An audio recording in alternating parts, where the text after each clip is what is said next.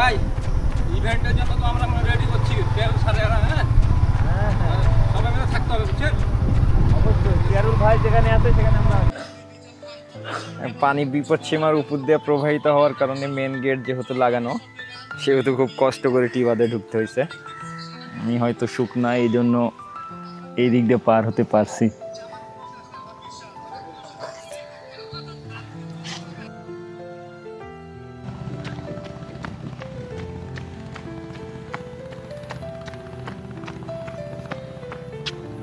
আসসালামু আলাইকুম সবাইকে, শুভ সকাল।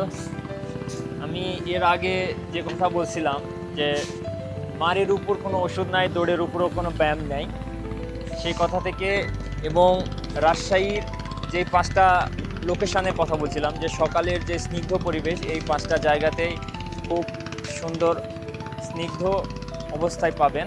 আমরা সবসময় দেরিতে ঘুমাতে যাই, এই জন্য আমাদের সকালে ঘুম থেকে উঠতে দেরি হয়ে যায়। তো আমরা রাজশাহী সকালের যে পরিবেশটা আছে সেই পরিবেশটা মিস করি। তো আমি আপনাদের দেখানোর চেষ্টা করছি এর আগে 2টি জায়গা, এবং আজকে আরেকটি জায়গায় 3 নম্বর জায়গায় চলে আসছি যেখানে সকালের স্নিগ্ধ পরিবেশ থাকে এবং এখানে বিকালে যে লোকজন থাকে কিন্তু সকালে সেই পরিমাণ লোকজন থাকে না। এই জন্য আপনারা এখানে চলাফেরা করে বা হেঁটে অনেক মজা পাবেন।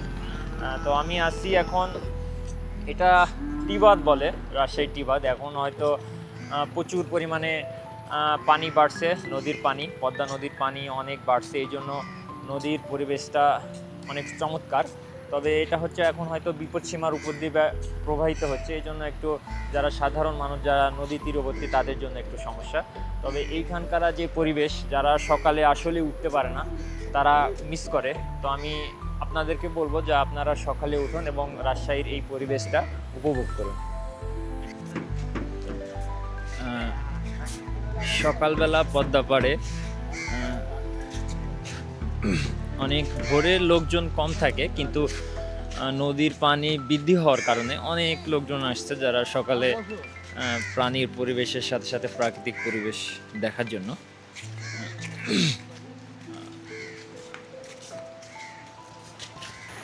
পদ্মা নদীর পানি এখন বিপদসীমার উপর দিয়ে প্রবাহিত হচ্ছে। যে শব্দটা শুনতে পাচ্ছেন স্রোতের কারণে নদীর পানি বাঁক খাচ্ছে, এই জন্য এই শব্দটা হচ্ছে।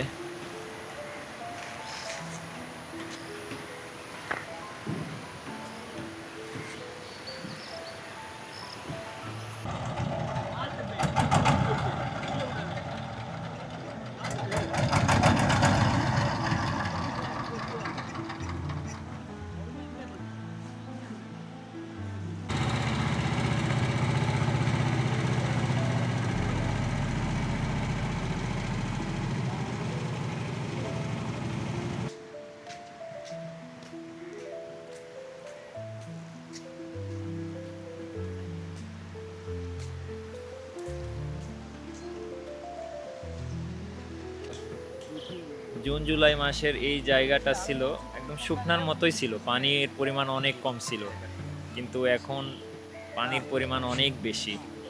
এই সেম জায়গা, সেম প্লেসে এর আগে আমি আসছি সকালবেলাতে, লোকজনও অনেক কম থাকে, কিন্তু আজকে লোকজন একটু বেশি। সবাই পানি যেহেতু বৃদ্ধি পাইছে এই জন্য সকালের পরিবেশটা দেখার জন্য সবাই আসছে। নৌকাগুলো বাঁধা আছে আর কি। টিবাদে কিন্তু আপনারা চাইলেই আসতে পারবেন না, কারণ যে মেন গেট যেটা আছে সেটা বন্ধ রাখা আছে। আপনাকে আসতে হলে যেগুলো বাড়ি আছে বাড়ির পাশ দিয়ে আপনাকে আসতে হবে। আর নদীর প্রকৃতির যে অবস্থা, নদীর স্রোত মানে টিবাদে এসে পানিটা ধাক্কা খেয়ে এই পাশ দিয়ে চলে যাচ্ছে।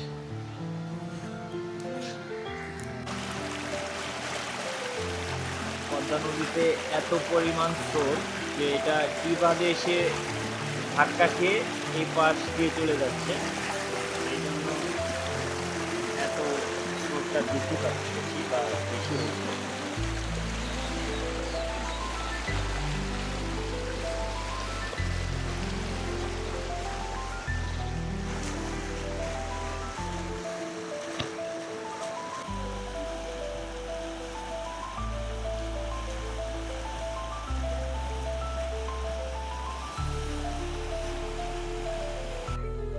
আপনি যদি সকালে ঘুম থেকে না উঠতে পারেন তাহলে রাজশাহীর যে স্নিগ্ধ পরিবেশ, যে কমলতা, যে সুন্দর দৃশ্য, এই দৃশ্যগুলো আপনি মিস করবেন। আপনি চাইলেই এই দৃশ্যগুলো মনের মতো করে, নিজের মতো করে সেটা উপভোগ করতে পারবেন না। কারণ বিকালবেলা থেকে শুরু করে সন্ধ্যা পর্যন্ত এই জায়গাগুলোতে অনেক লোকজন থাকে। সেখানে নিজের মতো করে টাইম স্পেন্ড করার মতো জায়গা খুঁজে পাওয়াই মুশকিল।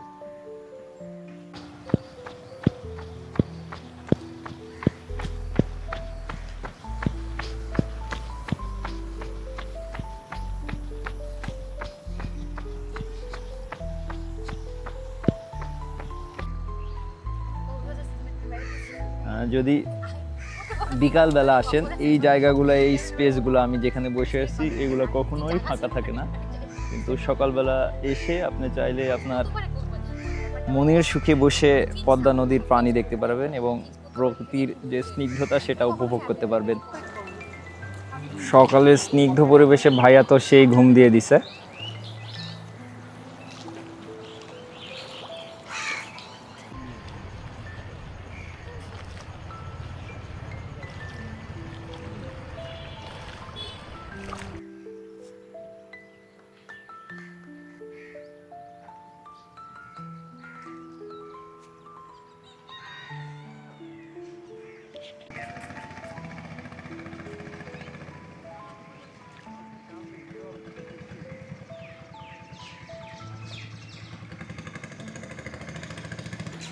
সবাই বসে আছে পদ্মার পাড়ে, প্রকৃতির যে একটা স্নিগ্ধতা সবাই উপভোগ করছে।